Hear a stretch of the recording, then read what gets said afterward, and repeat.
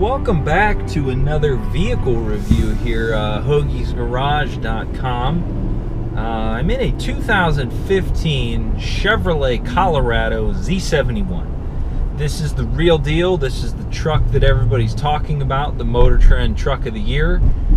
It's very difficult to get my hands on this, not gonna lie. It was quite the process. I had many chances to get this, as far as I had this initial truck, the Z71, in this silver, and it switched to an LT model in the red, and back to this one again. The weeks changed, the days changed, but I'm glad to finally be in this. I was excited about this thing. So Z71 top trim, not the Gear On edition, not the Trail Boss edition, but Z71.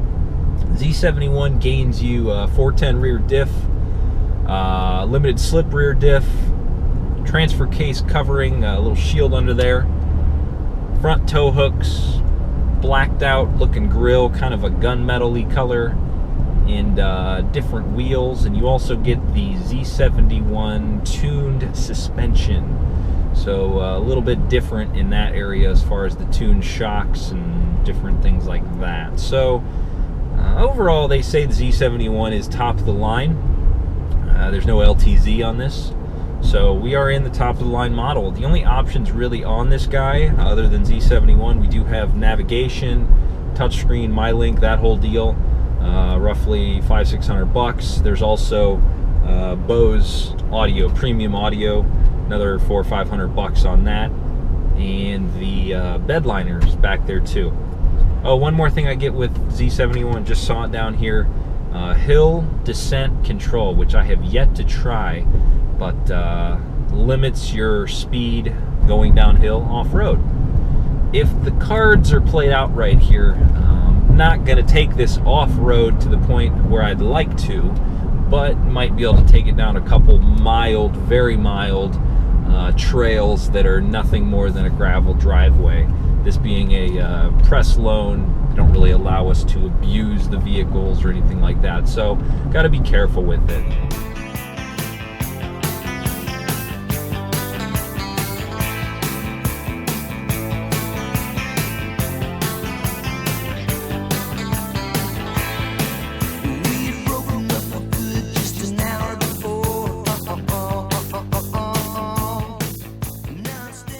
This particular Colorado is equipped with the 3.6 liter V6, which you can hear it there. It does tack out quite high, and it does get moving higher RPMs. Low RPMs, it has a weird lag to it almost. It seems more happier in that higher RPM range. You read on the internet, people are kind of iffy on this engine. It is the same engine out of different GM cars. Their V6 out of like the Buick LaCrosse, the ATS, and some form or another. It's very similar.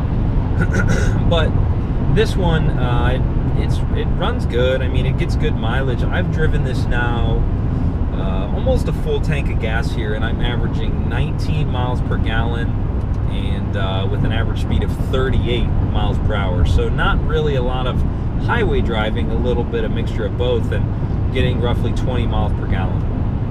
It does have the 6-speed automatic transmission. I am able to shift it here if I throw it down into manual mode. Cruise control, that's really about it. The only thing I do have is a towing mode on here. It's a button right here. I'll kind of run through this, all the controls and things on another video. It does have a button here. Basically, it seems like an overdrive button. I can turn off traction control, StabiliTrak, and that's roughly it on the driving end of it. The comfort level, I'd say it does ride like a truck. You know that term, it rides like a truck. It does have nice smooth hits on bumps. It's not like rough riding. It's very comfortable, but like I said, it's not the smoothest ride either. It's not bad though for a truck. Honestly, I really do like this thing. It's for what it is. If you were a truck kind of person, I do like the ride. I do like the power. I don't know what this would be like with the smaller motor, and the diesel's coming soon. So obviously the journalist world, auto bloggers, whatever you want to call them, are super excited about the diesel. Personally, I could kind of care less. I'm not a diesel guy. I don't even know if I've ever really messed around with a diesel other than just kind of a couple quick rides here and there. But, there's a market for it. I'm sure somebody will want it. So, diesel's coming. This is the V6, though.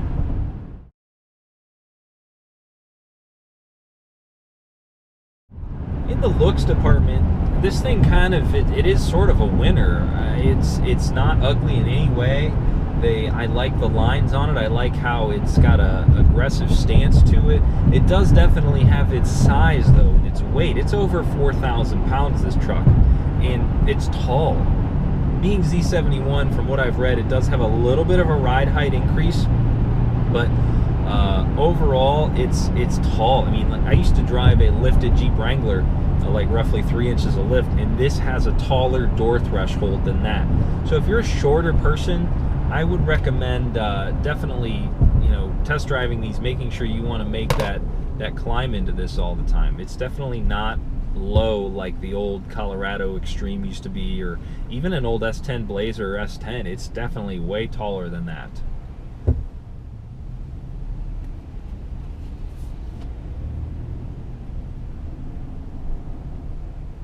Day of recording this, it is May 22nd, Friday before Memorial Day. I'm in Akron, driving through here. They closed what we call the Kenmore leg, which has created a horrible traffic situation driving through downtown. So figured while I'm sitting here kind of doing nothing, if I don't wreck or get run into, run through some of the interior features here. My number one dislike, and I'll go into that right off the rip here, these seats. They're very firm. This vehicle, this press vehicle, has 5,000 miles on it, and they are still really firm. And I hate to say it, I dislike the pattern on it. It's got this like clothy. It feels tough. I mean, it's not like a fabric that's gonna tear easily, but it's just ugly. I wish they would have put leather in the centers or something other than this stuff. At least they didn't continue to the door panels, so it's kind of limited to the seats. It does have the feel, though, inside of sort of a baby Silverado or a baby GMC big full-size truck. It has that feel to it. With the buttons, the layout, it does look almost like that.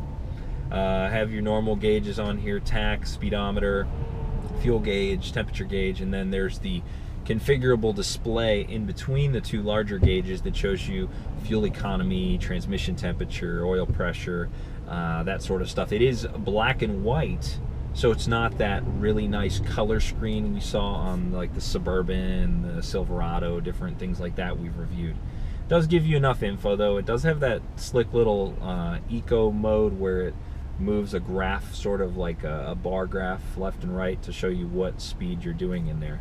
I did state earlier, this does have the Bose audio, touchscreen, MyLink radio. Once again, works perfectly. I have no issues with this, and I know we can always do better on this tech end of things. I know in the car world everybody's wanting to pick things apart, but for me, I can plug my iPhone in. It pulls up pretty much anything I'm listening to right to the screen, shows song title, album cover. It works with different radio apps. It pulls the song title in that. The Bose speakers sound phenomenal. I cannot begin to stress to you how good this thing actually sounds at half volume, let alone if I crank it even louder. Sometimes when I drive these things, I have to be careful because you want to turn it up so loud because it just sounds so good. Power door locks, power windows, power mirrors. I do have heated front seats, dual power seats too. That's kind of cool. Extra weight, obviously, but if you're getting the top of the line here, you do have the dual power seats, OnStar standard, lighted mirrors. It does have hands-free Bluetooth, so I can talk on my phone, which no complaints from the people on the other end with that. That's pretty much it. I mean, it's a nice inside. Like I said, the only complaint I have is the seats. The position I have to really screw with to get it just right for me to feel comfortable, and I don't like the pattern on it. But other than that, it's a nice place to be. It really is. Not too bad on that. I'd give it a 8.5 out of 10 overall on this interior. It's a good job by the designers, for sure. Hey, DJ! Yes. Obviously, if you look around, I am still sitting in this nightmare traffic. If I would have been smart, I would have gone that way to get off the highway, but here I am. One thing that is cool about this, and this is, you know, personal opinion again, I really do like small trucks. I love the S10 of the back in the day. The ZR2 model was so cool looking, like kind of like a sort of quasi mini trophy truck. I like Tacomas. You know, it's just a neat little niche market that it's cool. It's just they're not full size. They're just big enough to haul something still. You don't need a massive garage to fit them for the most part. And I'm glad this is back. I really am. It's not like it was gone. It's been around, but we all know how the last Colorado did. It was okay. It was never, you know, it was never that exciting. It didn't sell in the numbers like the S10 did. It, you know, it just had some weird looks, and especially when you saw it in that Isuzu trim, you were just like, ugh. But, you know, I'm glad this is back, and it really makes me want back again the Ranger, the Dakota, that whole thing they had going there with the little guy trucks. I just think that was awesome. But, you know, this is one of the first, so we'll see how it goes here. It is obviously selling in record numbers. They cannot even make enough of these, which is good. And I think that honestly boils down to styling. It really does. They did a great job on the exterior. When people see this thing, they're like, wow, that's a good looking vehicle. It is. It's nice and clean looking. It doesn't have any, you know, rough edges. The Colorado used to have that gap between the bed and the cab that seemed like you could put like a whole fist through it. So this is, everything's tighter. It's done well. It just looks nice. It does. All right, so obviously I'm still stuck in traffic here. As you can see, I'm going to turn the camera around. Not exactly where you want to be in a Z71 off-road truck. Just not fun at all. So I'm going to try to get off the highway here and get out of this. So this should be interesting.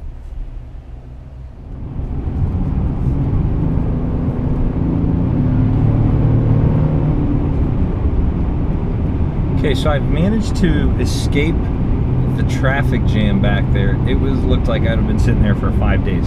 So back on track here to the destination of where this is going to be. Going to try to do a little bit of trail driving. It should be interesting if we can get back there. And I don't want to beat this thing up and scratch it. That's part of the problem with this. It's the same way with the Jeeps too. You want to go take this thing off-road because it's kind of meant to do that. It really is. This thing, it's got some, like a little bit of suspension travel. It's got you know, the all-terrain tires that come on the Z71. But you know, this is $36,000, it kind of scares you, especially not being my car. But you know, you kind of worry. You're just like, I don't want to nick this paint because it's so nice and new. I don't want to, you know, break anything because it's a brand new car. So with that being said, it's not going to be a you know, a major heavy duty off-road trip here.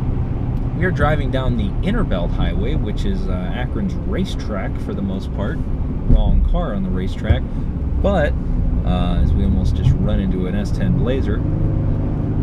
Nobody drives on this road. So if you're ever in Akron and you happen to be here and can make your way over to the Interbelt, try to hit it up before too long, because it's actually going to be allegedly shut down here and turned into a park. So that's the Interbelt. Now we're in downtown Akron in a pickup truck. Absolutely perfect. Where we need to be, and just, it's right at home down here, I promise. Just, it's awesome.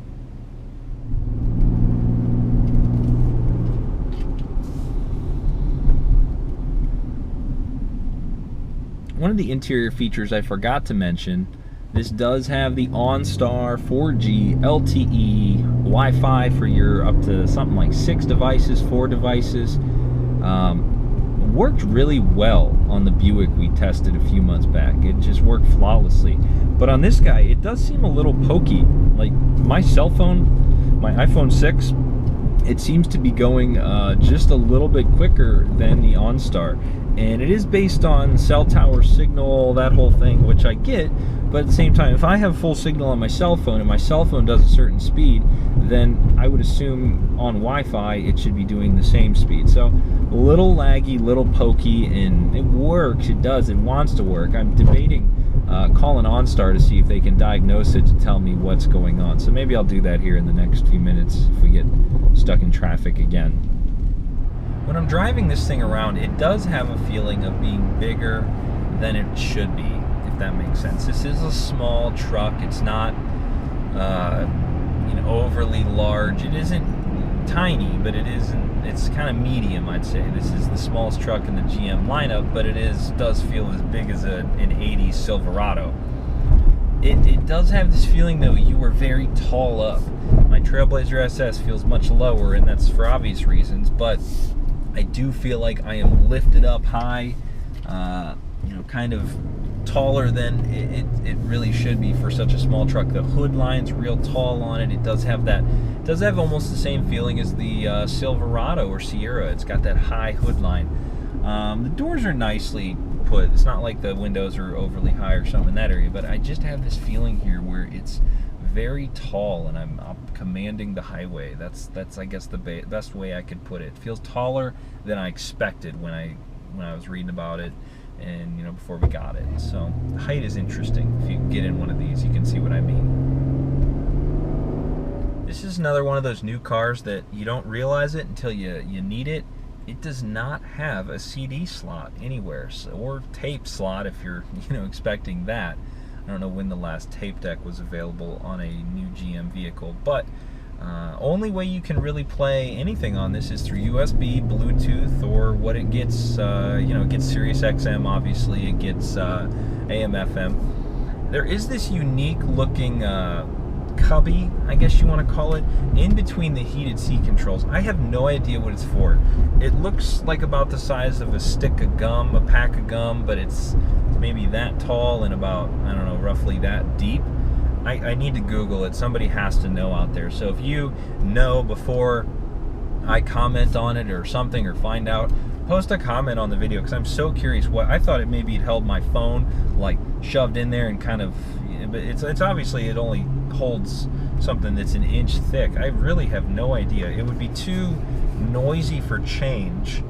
Wouldn't hold a pen. I really have no idea what that could possibly be.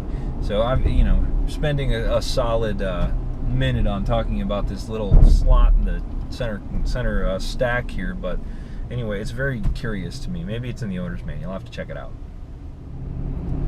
For the eagle-eyed viewers out there, I am just passing the used car lot that had the Maserati I test drove a few months back. It did sell, if you wanted an update on that. I don't know the price it sold for, but it is gone. It's not there anymore. So somebody out there is driving that Maserati that we test drove, and I'm really curious. Maybe, just maybe, the person that bought a used Maserati will watch Hoagie's Garage review on a 2015 Chevrolet Colorado Z71, and then we can go, hey, I drove your Maserati, how is it? Report back to us. So same area though, Talmadge Avenue in Akron, quite the lovely part of town for sure. I mentioned before that the OnStar 4G Wi-Fi seemed a little pokey, so what I'm going to do here is I'm going to try to call OnStar and see if they can do something to speed this up. So here we go. Connecting to OnStar.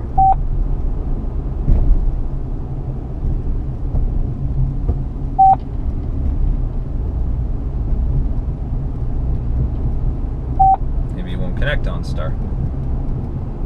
This call may be recorded for quality purposes. Of course. You're connected to OnStar. Our advisors are currently helping other customers. Please remain on the line, and an advisor will assist you as soon as possible.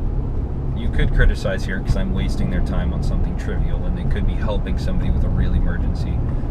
I understand that. I'm not being picky.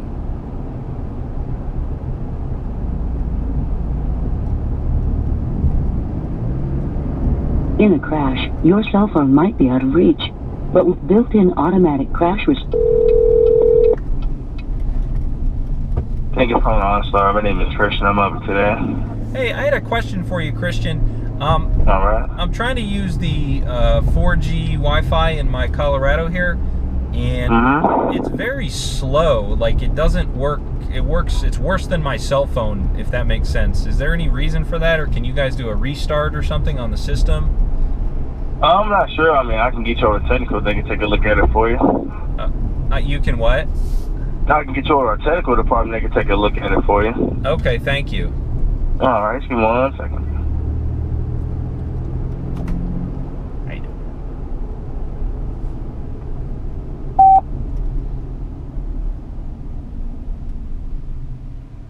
Now, if you notice this whole time I'm doing this, one of the coolest things about Thank you for your patience. Please be assured that our team is working quickly to assist you. I haven't touched a thing. My hands have been on the wheel, I've been focused, and I can just talk freely. You can get your navigation from them that way. You can do so many things with just pushing one button. It's like, Your OnStar call has ended. Goodbye. and then as I just tout OnStar, they hang up on me for fixing the Wi-Fi. So it's not a knock to OnStar, but it is a knock to the how that was handled that one time. Either way, the OnStar is cool. I didn't really have a legit problem, so I guess maybe they felt this wasn't the end of the world. But either way, though, I'm really curious. So if you happen to know why this Ford GLT is so slow on this particular car, let me know. Comment, post something, tell me if you have the same experience. I'm super, super curious on that.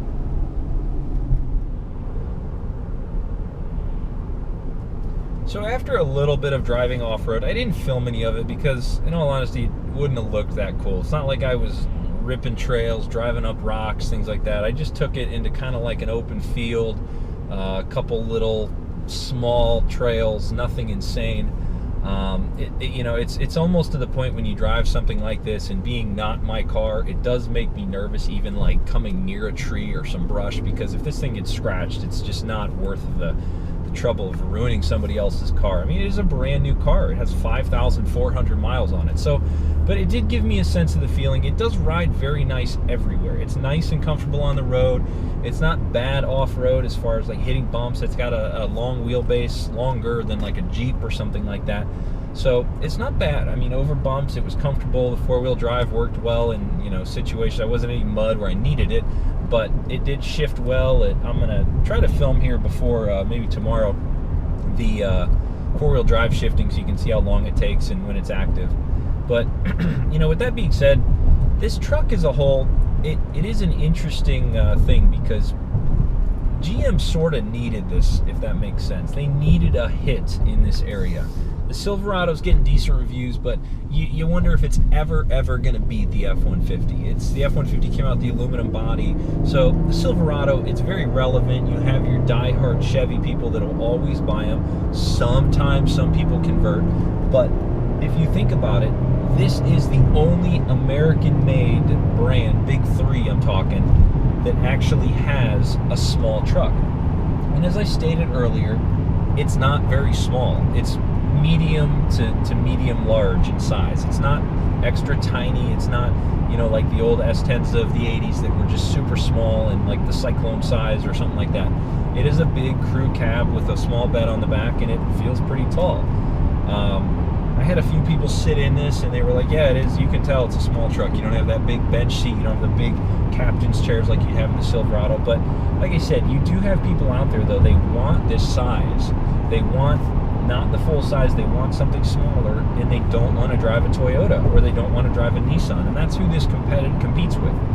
I got a couple friends that have Toyotas, the Tacomas, and the one thing they were asking me about was off-road prowess and what does this actually do. The Tacoma does have this in a few of those areas. Ground clearance is bigger, departure angles are better. I'm looking under this thing, and for being off-road Z71, it does not have that look underneath like a Wrangler would, or a TRD Tacoma, or a Raptor. And I get that this isn't the top-end off-road pre-runner vehicle, but when you slap that Z71 badge on, I feel like it should have something more than just gearing in a different ride. The transfer case shield under here that they tout as one of the Z71 options, it looks kind of lame. I mean, it's not something that you would slide against a rock. It looks like it's going to protect you against some flung up gravel. That's about it. So, I mean, to go Z71, you're not gaining much, in my opinion. That's personally how I feel about that. If I was buying one of these, I think I'd spec an LT, and because this just isn't the vehicle you're gonna crazy off-road. Now, the Trail Boss is out, the Gear On Edition's out, but those are basically just option accessory packages. The Trail Boss has some steps on it, some cargo tie downs, and they even blacked out the bow tie on the front and back, which, in my opinion, should be done on every Chevy. That gold is just hideous on the front of this. But those two models, they don't really offer much more. Now, the rumor of the ZR2 coming soon, that's going to be the game changer. When you have that mini little Raptor fighter, it's not a full-size truck, but it is legit tiny, and you can take it down some trails. You could, blast a few hills, even jump the thing if it would take it. I'm sure that GM is engineering that right now at this very moment, just full airborne. That's what I'm picturing, that ZR2 or a test mule or something. When the Trail Boss came out, all the journalists I met and were talking about it were real excited. And then, when I started reading the options, I was like, that's just a ZR2 with some stickers and some steps. Nothing too crazy, and it's true. So like I said, personally, if I was getting one of these, I would spec out the LT model. I would option that up. I'd get the touchscreen because I'm just loving that on every GM car I've driven. I like the bows. That's not a truck feature, but it is cool to have, and I'd go from there. So overall, this coming in at $36,000 sticker price, it's a lot of money. You're into big truck money at that point. But this is a fully loaded Z71. It's not your base work truck. It's not the lower engine. This is your top of the line deal. But like I said, I'd option out the LT model for sure. Overall opinion on the whole truck though, very well done. Very well done, GM. I like it. I like the looks. I like the fit and finish. I like how solid everything feels. This, to me, is a legit winner in this category. You're going to have some converts on this who are going, they're Nissan fans, they're Tacoma fans. They are somebody that absolutely will not switch. And then if you took them in this, they probably would switch. I would bet money on it. It's just a very nice place to be. It's a comfortable ride. It's civilized looking. It's not, it doesn't look like an old truck, or if that makes sense. It doesn't have that look. It looks higher end than you would expect it to be from a Chevy, and that's kind of the story with most GM products recently. They seem, and they are, much better than you expect. You almost have to go test drive this and actually experience it to become a believer, and that's kind of what we reviewed the Silverado like too. It takes you to be in the car for a little bit to understand, like, wow, this isn't what I expected. This is something that's very nice, and I like it a lot. So, once again, 2015 Chevrolet Silverado, hoagiesgarage.com for the full review, pictures, some extra little videos I filmed for it that are going to be separate on YouTube. Check us out on Instagram, Facebook, Twitter. Follow us. If you like this video, give it a thumbs up. If not, give it a thumbs down. We get those too. Tell your friends. Let us know what you think. And if you have one of these, I like hearing about that. And if you're on the fence, let me know if you have some questions, because I can easily respond. I've spent some time in this, and I, can tell you a little bit more than what you get from an actual test drive. I appreciate you watching. Thanks for checking out all our videos. Tons of stuff coming out in the next few months. Tons of products. We have the Impala project still going full go. So that being said, thanks again. Have a great Memorial Day weekend if this gets out by then, and we will see you next time on hoagiesgarage.com.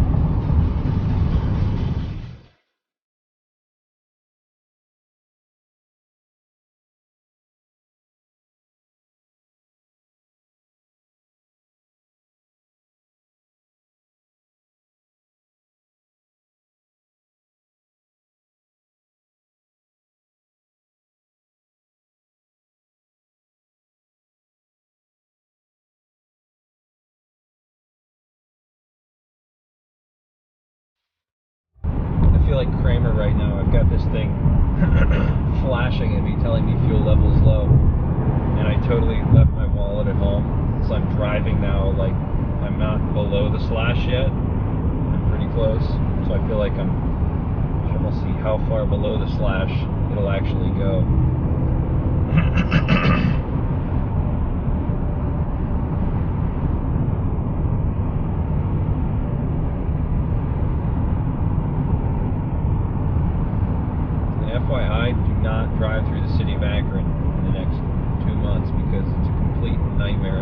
wrecking.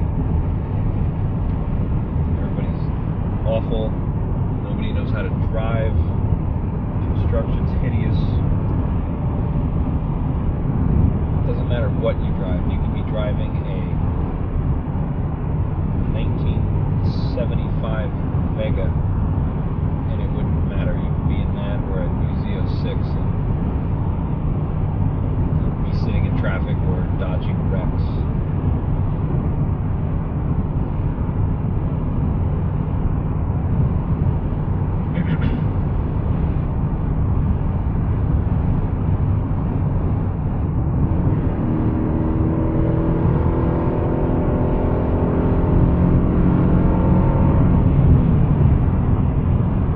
Okay noise, it's not bad. It's a rever though, this engine, it's legit. It tacks out really, really high. Like 6,500 RPM, and I feel like it's got its most power above 4. I can't believe they won't let me see my gas mileage when I'm low on fuel. Obviously I'm low, but I have nothing other than fuel level low. It's just freaking out.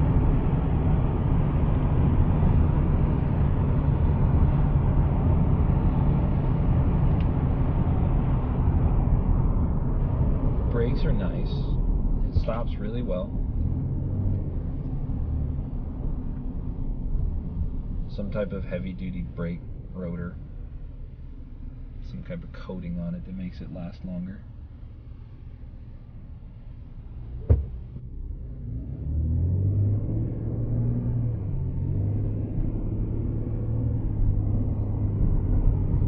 Sad is I just passed a Dodge pickup truck that literally has rust in every single orifice of its being, and you wonder, are these going to be like that someday? Does the S10 rocker panel curse follow the Colorado? Because if you find an S10 without rust in the rocker panel, down below that area, you know where I'm talking about, back corner, you've like, it's better than discovering plutonium, because it's just it's amazing. It just won't happen. If somebody out there has a ZR2 S10, low miles, no rust, and you're somewhere in the continental United States, I will come buy it from you. I really will. That's like not my dream car, but it's more, if you found it, that would be worth it in itself, just to go see that. Or if you have that, show me, because I want it, and not a picture from 2002. I mean a picture from now. You're standing there holding up a piece of paper that says for Hoagie's Garage, the date, the time, notarized to prove that you're not fibbing. That would be unbelievable.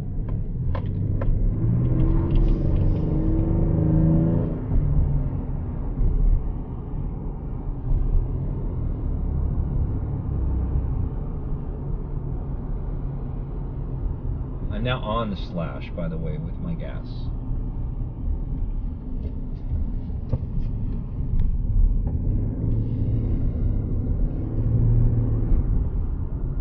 As much as this thing has a big fascia in the front, for some reason I really want to just blast it over a massive jump. I don't know why. It just seems like it's asking for that.